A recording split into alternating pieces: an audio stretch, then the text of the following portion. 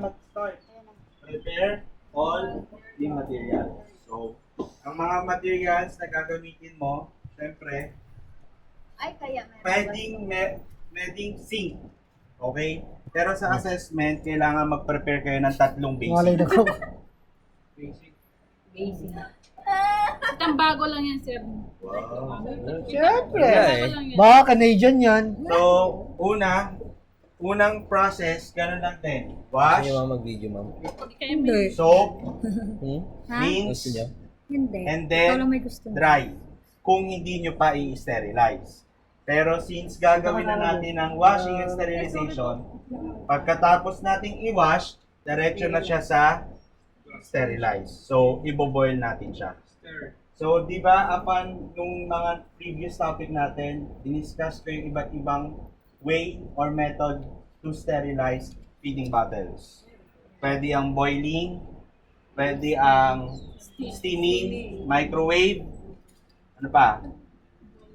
Solution, di ba? Yung tablet, inilalagay lang sa warm water tapos isosoak nyo lang siya for a minute, then pwede na siyang ilagay, i-dry, and then sa sterilized box.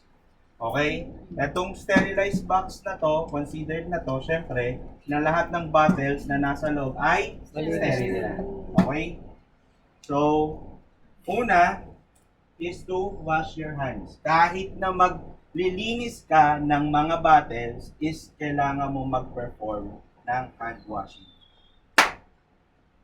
Next, disassemble the parts or the feeding bottles. We have the bottle, the nipple holder, and the cup.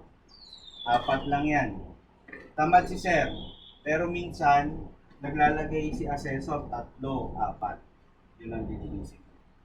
So, para lang madali lang tayo, sa pag-sterile, sa pag-wash, yan lang. So, unahin natin is the nipple. Wala, ano?